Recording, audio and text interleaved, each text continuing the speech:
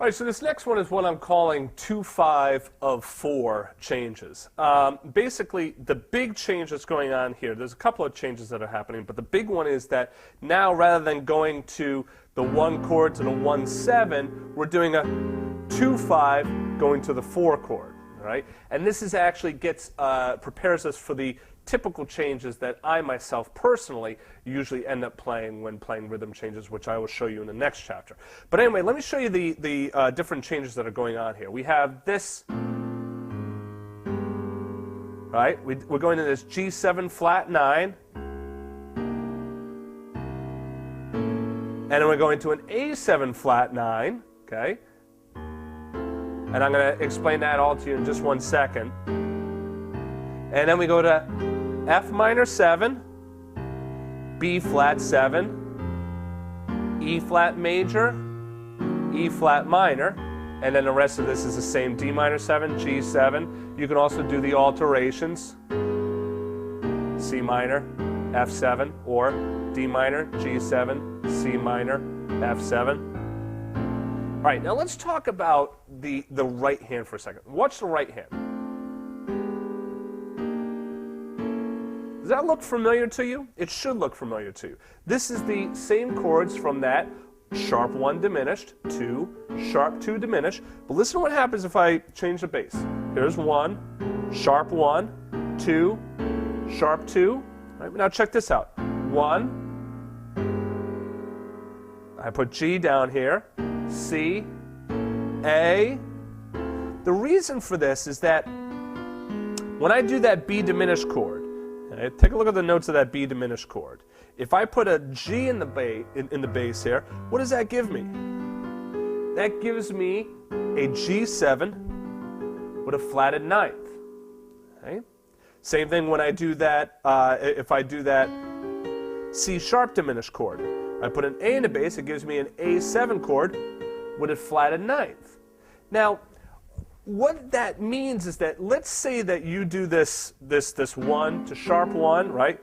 2 to sharp 2, okay? If the bass player does,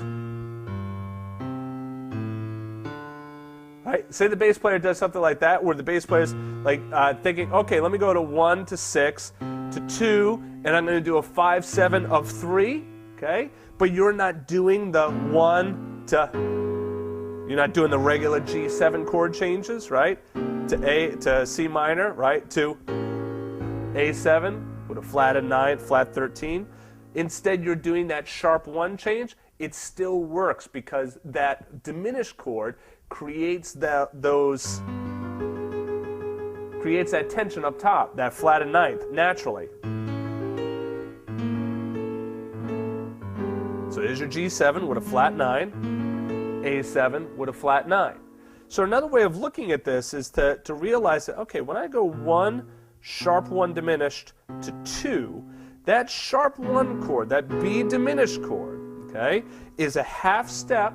Okay, remember I was telling you that diminished chords resolve up a half step or down a half step. In this case, we're going up a half step, okay? So that diminished chord resolves up a half step to C. Well, now, what other kind of resolution can we get into C? We can get that dominant approach, right? That dominant resolution in which we go from a G7 chord up to the C. Remember, a quick way of finding that out is if you're trying to get to C, just count down 5 half steps. 1, 2, 3, 4, 5. So there you go. G7 takes me to C. Okay, so, but I can also do that diminished chord in the right hand and play the alternate bass note in the left hand. So I could still be thinking 1, sharp 1 diminished, but instead of going to the B in the left hand, I think, oh, let me do the 5 chord, the 5 to 1 resolution. Kind of cool sound, isn't it?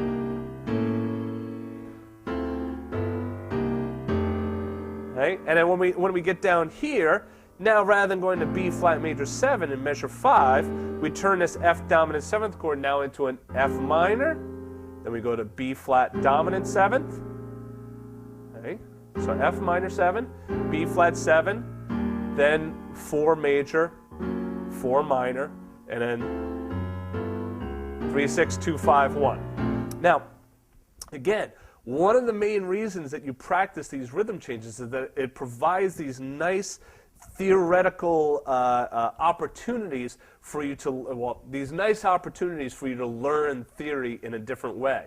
So it's kind of nice to be able to get that, oh, okay, I can do that dominant resolution or that diminished resolution, and depending on how I mess around with those bass notes, okay, I can get some cool stuff. Now you might be thinking, what if I did my B flat major, but then I went to a G7, flat 9, flat 13, flat 9, right? I did a G7 altered, but I put the B in the bass.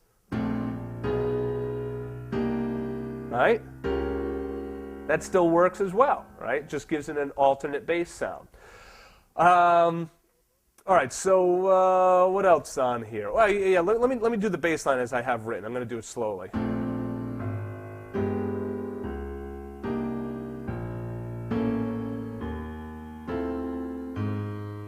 Oops, sorry.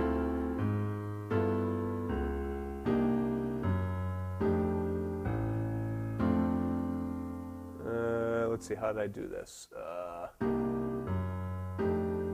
Oh yeah, I would come up, middle finger.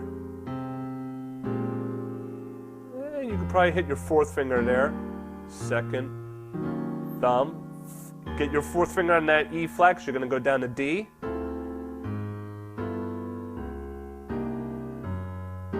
Let's just do the bass line.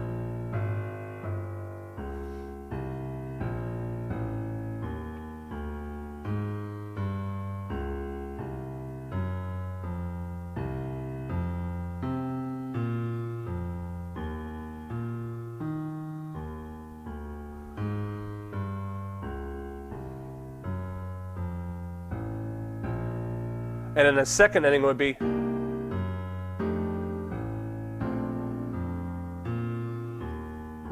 then you get into that into the bridge, right? So see you in the next chapter.